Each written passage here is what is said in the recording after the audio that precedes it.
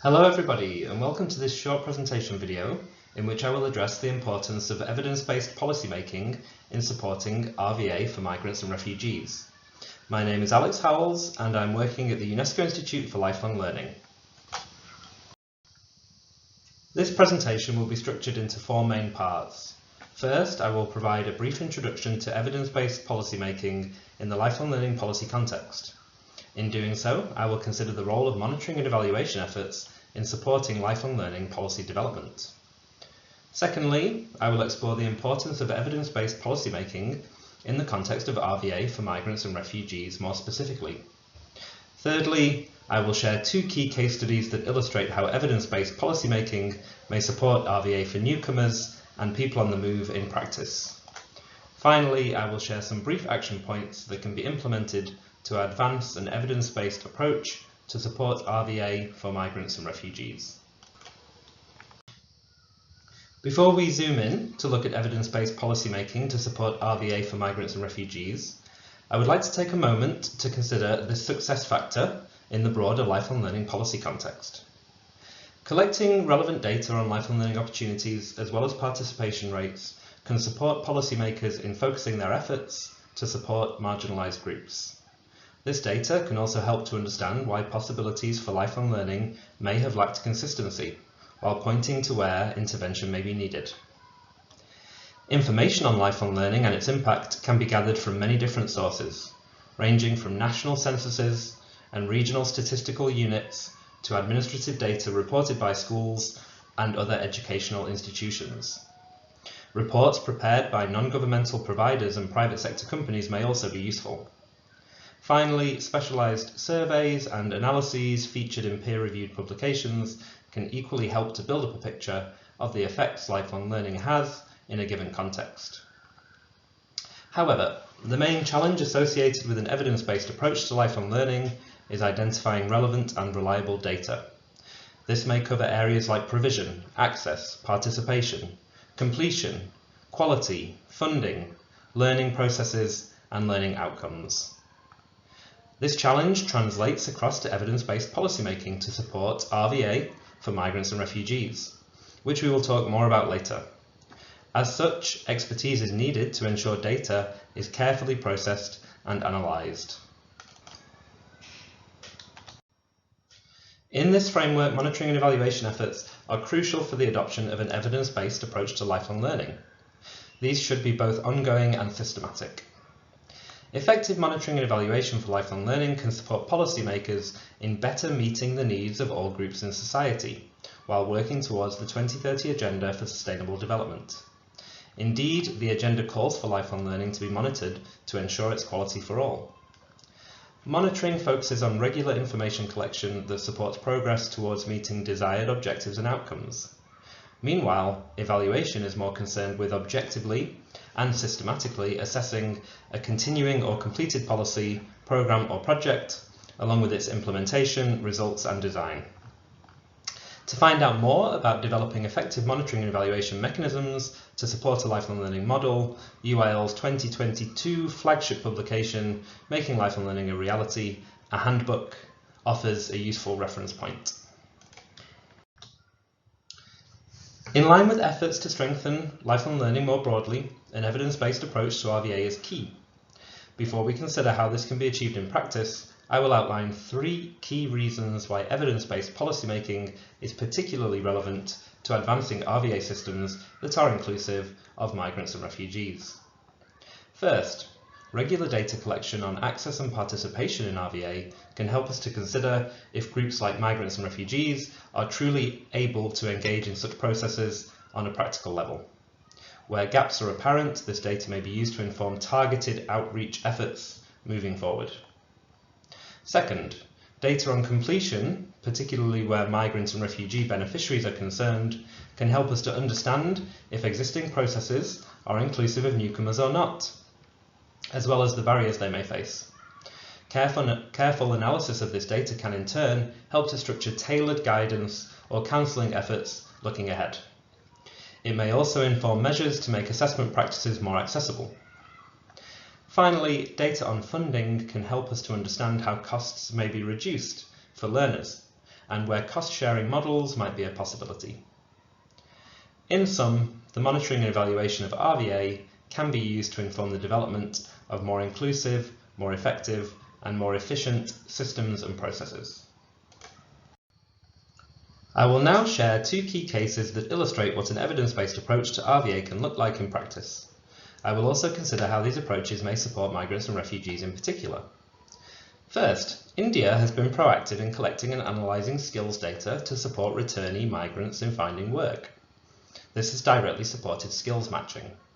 On top of this, the country has advanced an evidence-based approach to understand learner demand for RVA via the use of back-end data collected as part of its flagship skill development initiative, the Pradhan Mantri Kaushal Vikas Yojana. Online registration for this initiative was launched in 2021. As such, back-end data can be analysed to understand demand for RVA among learners. Beyond India, this approach could be useful for collecting data on the demand migrants and refugees in particular have when it comes to RVA, to further understand their needs and how to support the inclusion of such groups. Skills data collected via the PMKVY is also being used to help migrants returning to India to find work following a mobility period. Data-driven skills matching has been used to support individuals working in a range of professions, from sewing machine operators to customer care executives. In Portugal, monitoring and evaluation to support RVA is also strong. There, the term RVCC is used. The National Agency for Qualification and Vocational Education is charged with collecting data on RVCC. Monitoring is a key focus, and validation centres register their progress via a restricted platform. Interestingly, the National Agency for Qualification and Vocational Education has used reporting mechanisms to support monitoring efforts. For example, it produces a quantitative report every month that takes stock of enrolments, referrals, and certification in RVCC. It also develops an annual report that keeps track of how qualification centres are working. Quantitative data is gathered on the success rates and duration of RVCC procedures, as well as participation. This approach could be particularly relevant to keeping track of the inclusiveness of RVA procedures for all learners, including migrants and refugees. It highlights the role of validation centres themselves in contributing to improvement via regular monitoring and evaluation efforts. In this framework, specific indicators may be developed to keep track of the enrolment of migrants and refugees, as well as how many of these individuals obtain certification following RVA, for example. Having considered the importance of evidence-based policymaking in supporting RVA for migrants and refugees, and having explored two key cases, I would like to share 5 key steps that can be taken to make this a reality. First, efforts to regularly collect, analyse, evaluate and share data to support the improvement of RVA processes are key. The periodic collection and analysis of both quantitative and qualitative data on the impact of RVA in particular can help to inform its ongoing improvement. This data can also be used to foster solutions to challenges associated with the process at hand. Some metrics may cover how effective the specific process is in promoting the labour market inclusion of groups like migrants or refugees, for example. The analysis of this can be used as a basis from which to continue strengthening the inclusiveness of RVA systems.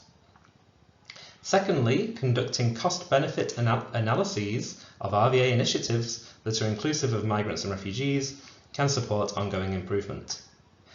The identification and analysis of costs and benefits associated with RVA from the perspective of beneficiaries, enterprises, educational institutions, and wider society is key. Being able to understand the advantages and drawbacks of a given RVA process for different groups can facilitate its improvement for all involved. Sharing this information with key stakeholders like employers, training providers, educational institutions, and beneficiaries themselves can also form a basis for multi-stakeholder dialogue, which can promote a collaborative approach to improving RVA systems.